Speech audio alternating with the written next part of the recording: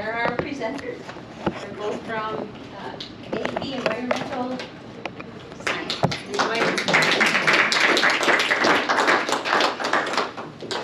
Watersheds. You can feel free to yell at the back wall. Okay. Watershed description. What are they? Watersheds are an area of land where water, precipitation, and runoff drain into a common body of water, like a stream, river, lake, or ocean. How do they work? Snowmelt and rain flow downhill along the natural contours of the land, eventually reaching a common outlet. What are they? Where are they? Watersheds are located on land that drains into a specific body of water, such as river, lake, or bay. Watersheds can be small or large, and they can span thousands of square miles. Key points. Drainage. Water from rain or snowmelt flows downhill across watersheds, collecting in streams and rivers, eventually reaching a main body of water at the lowest point. Size variations. Watersheds can be small, like the area draining into a backyard creek, or very large, encompassing entire river basins. Pollution transport. As water flows through a watershed, it can pick up pollutants like sediment, chemicals, and waste, carrying them to the final water body. Impact of land use. Activities on the land within a watershed, like farming or development, can affect the quality of the water flowing into the receiving body of water. Michigan watersheds. Michigan has many different types of watersheds throughout the state. The Grand River is the largest river in the state of Michigan. The rivers all connect to each other somehow. If there is trash in one river, it will end up in the lake from the connections of the rivers. One example is when during the winter, they put salt on the roads. If this were to run off into the creek, then it could make its way down to Lake Michigan. The trees that were planted could help stop this. They collect it as it is going down towards the creek. He is an arborist that has planted with our high schoolers a couple of times.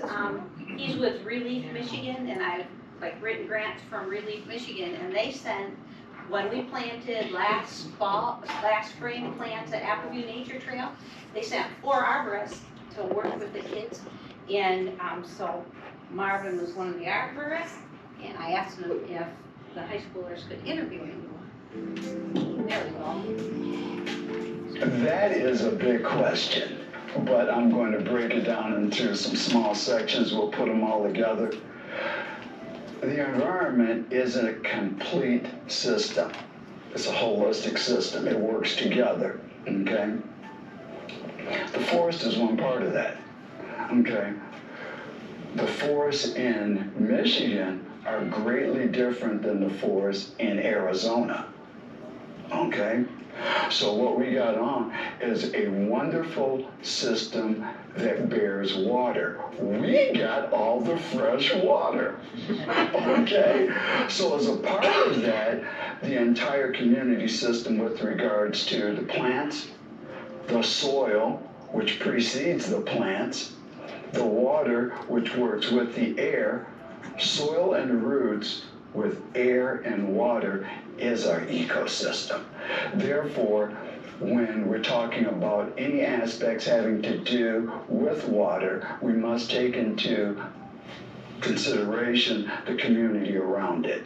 Therefore, the forest, large members of the community with big root systems occupying a lot of soil mass, is going to work with a lot of rainfall, which is the primary source that they get water from, naturally.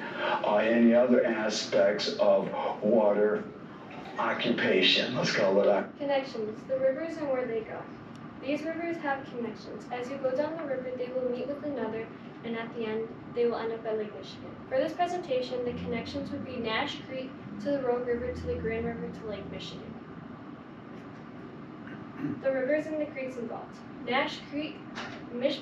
Blackall has had many groups over the years plant trees and native plants along the side of Nash Creek. The Rogue River, Nash Creek connects to the Rogue River. The Rogue River has a dam in Rockford, Michigan. The Grand River. Rogue River connects to the Grand River. The Grand River is the longest river in Michigan. Lake Michigan. At the end of the rivers is Lake Michigan. Lake Michigan collects the runoff that builds up from the rivers. Lake Michigan is a watershed where the rivers by us end up spilling into. All watersheds end up draining into one of the Great Lakes, and Lake Michigan is one of those.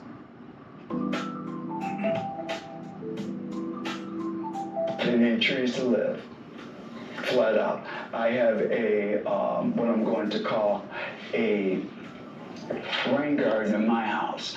I live on this little lot, lovely lot. I love my lot. It's less than a quarter acre.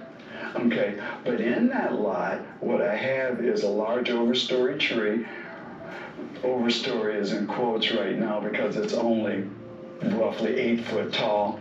I grew it from a 2-foot seedling the year of COVID. What was that? 2000 to 2020, right? That's when we shut down. Anyway, the first project that I had coming out of COVID was a nearby community where we were doing seedling giveaways. I got one of the seedlings, grew it on, okay, in my lot, and then planted it out by the extension. My point is that in terms of urban forests, have that small tree, we have the rain garden. The rain garden is working with a number of woody and herbaceous plants, all with the idea of utilizing the rainwater, making sure that I don't have problems with it in terms of collection, because I calculated the amount of rainfall coming off of my roof with the idea of being able to contain it on my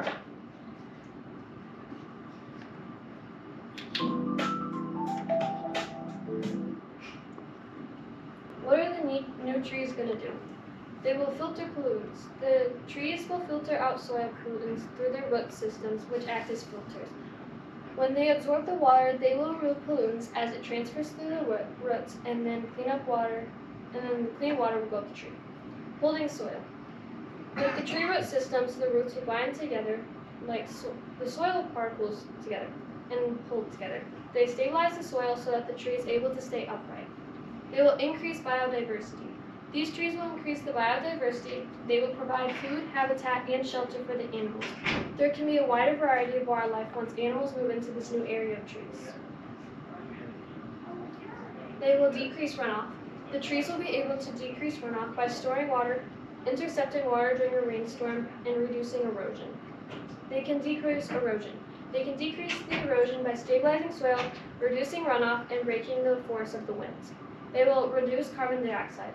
The trees will be able to reduce the levels of carbon dioxide in the air during photosynthesis, when they absorb carbon dioxide and produce oxygen into the air. Overall, planting these trees will help the land around them and help in the long run. Throughout the presentation, we have told you what watersheds are, the positive effects of planting the trees, and how these trees can affect Lake Michigan and other rivers. These trees will be able to help the lakes as they help decrease runoff and erosion, filter pollutants, hold the soil, increase biodiversity, and reduce the carbon dioxide. Thank you.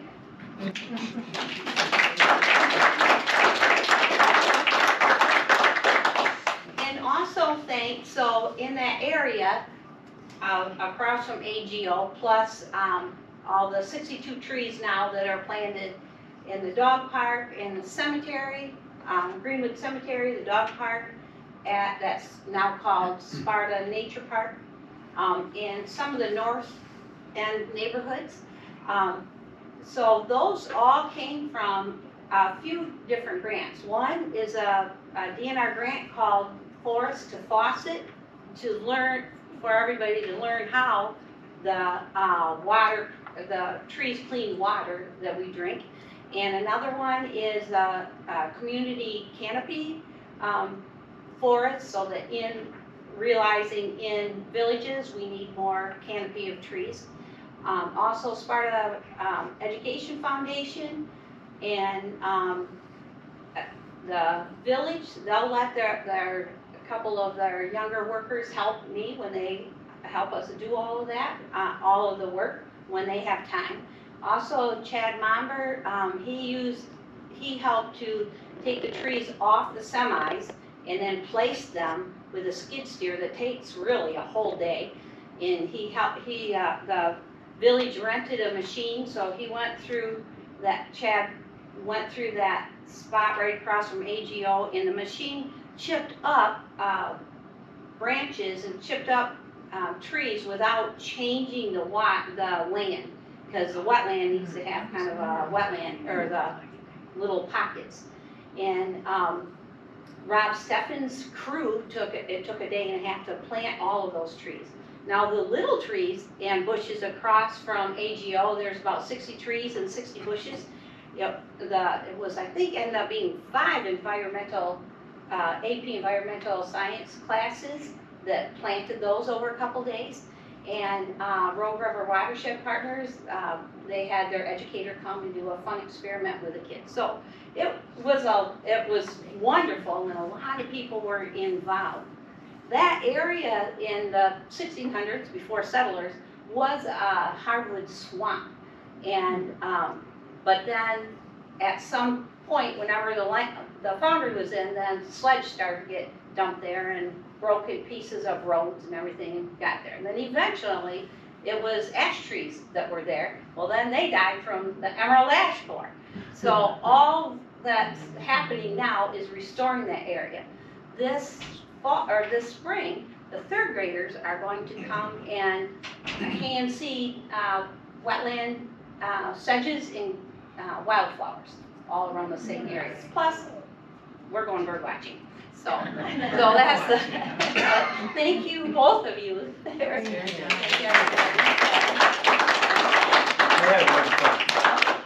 one question. There is a Rogue River Watershed project going on. Yeah. But it's an active group that works right with the Kent County, and you got the Rogue River Watershed, you got the York Creek Watershed south of here. I don't know if these students might want to try to get active with that group. With the Rogue River Watershed Partners? Because they do insect Test water? Yeah. Yeah. On the Rogue River all the time. So they have done testing with the 7th graders last year, and they're going to do it again this year. Oh, good. So yeah, they are. Pretty wonderful. What grades are you in? Sophomores. Sophomore? So what is the class they're in school? What is it? So from your class, is this is the AP Environmental Science or regular? AP environmental science. So it's the Advanced Environmental Science classes. Sue, it's gonna end up being a dumb question, I'm sure, but you knew that it was a hardwood forest because of the evidence that was there surrounding trees, or what? What is there that you could tell that there's some wetlands, the sedges instead of grasses, you can tell kind of the plants in there. But it actually came from a map that I got from Rogue River Watershed Partners, but I think it's online someplace. What type of trees did you plant there to replace what was removed? Ones that we already know grow well here because we've been doing it so long. So the straight line, the bigger trees you see are swamp oak and river birch, white pine, white spruce, and white flowering dogwood. That's what you. Yep, yeah. And red maple. So I saw, I didn't study ash trees until those bugs came and made them all firewood for us. Right? I know. And I thought it was the end, but it turns out there are genetically resistant ash trees in Michigan and Ohio. That resist that particular bug, and university such and such has started cloning them, and they're starting to set up nurseries. So we could see a replanting of ash trees. That would be just really It would be nice. wonderful. They're beautiful trees. Because not long ago, they were saying there's nothing you can do about it. Right. I see elm trees, they still end up dying, but they get big enough to reproduce and then they die. But boy, those poor ash trees, they haven't been, so that's wonderful. Is the chestnut coming back? I hadn't heard that it is.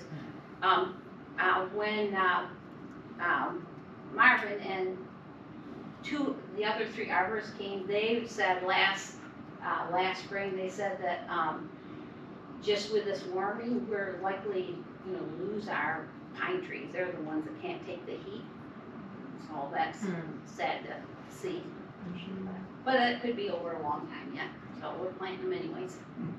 So, Don, I had seen there's I think a Chinese chestnut that is resistant to that blight, so they're trying some hybridization. Oh, hybrid would be, so like if it wasn't a hybrid, just the non-native ones, they do provide shade and clean the water, but not one insect will lay an egg on a leaf and eat it. It would starve first.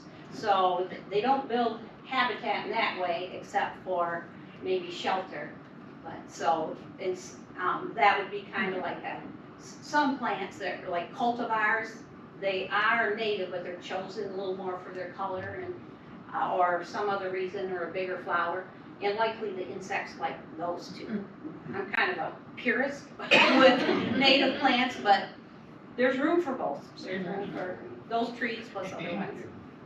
Well, the wormy chestnut went out of style there about mid-1800s. Because they built a lot of cabins on chestnut logs. Oh, But they got that wormy chestnut. in there, and that's what they got. Killed the tree. We have, when you go down the road and you see the 6-foot deer fence that we have around some of the trees, like probably 5-6 years ago now, high schoolers came and we planted trees farther back into that trail. It's covered in reed canary grass, because at one point a farmer thought he was going to bale the reed canary grass, so he planted reed canary grass and it took over everything. And all you can basically do is shade it out. So then we just made it up. Actually, I made it up. Put this fence around them, and they got big enough that then the deer can't get to tops, and they're fine. So we pulled up some of those, and we call them cages, to put around the trees that the deer are likely to eat. But if they get big enough, then we can take the cages off. But some trees, like the birch trees, if you don't see a fence around them, the deer won't bet and really won't bother them. So. But lots of times I feel like we're feeding the deer in town. So. Other questions? Thank you, girls. You did a great job. Can I ask girls one question? Oh, yes. Are you interested in the history of Sparta Township at all? Would you think about joining a junior commission, the Sparta Township Commission? We're thinking, how many are we thinking to start with? Well, if I start with 4 or 5, I'd be doing great. Thank you.